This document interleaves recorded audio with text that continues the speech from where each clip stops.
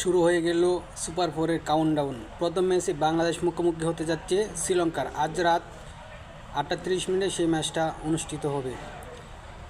বাংলাদেশ সাম্প্রতিক সময়ে এশিয়ার ক্রিকেটের 2 নাম্বার দল হিসেবে আমি নিচ্ছি।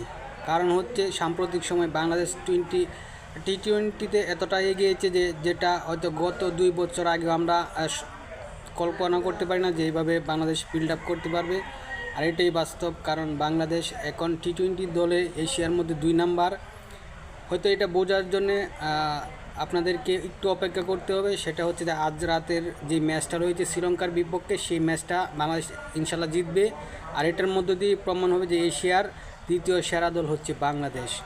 এটা আজকে প্রমাণ করে দেবে বাংলাদেশ, কারণ সাম্প্রতিক যে সময়টা সেটা কিন্তু টি-20 দলের জন্য বাংলাদেশ খুব বেটার একটা স্কোর লাইন আপ নিতে পারে। এবং বাংলাদেশ কিন্তু এখন টি-20 এশিয়ার যেই ম্যাচগুলো হয় এখানে কিন্তু একমাত্র ইন্ডিয়া ছাড়া যে কোনো দলকে হারানোর সক্ষমতা তাদের রয়েছে, এমনকি ইন্ডিয়াকেও হারানোর মতো সক্ষমতা বাংলাদেশের রয়েছে।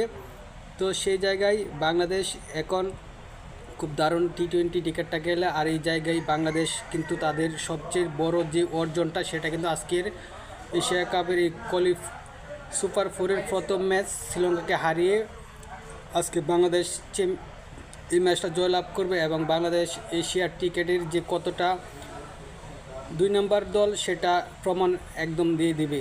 যেটা হয়তো আফগানিস্তানের অধিনায়ক রশিদ খান সেটা নিজে বলেছিল, কিন্তু বাংলাদেশ সেটা বলেনি, কিন্তু বাংলাদেশ কাজে সেটাকে প্রমাণ করে দেবে। তো আমরা অপেক্ষায় রইলাম সেই বাংলাদেশের জন্যে।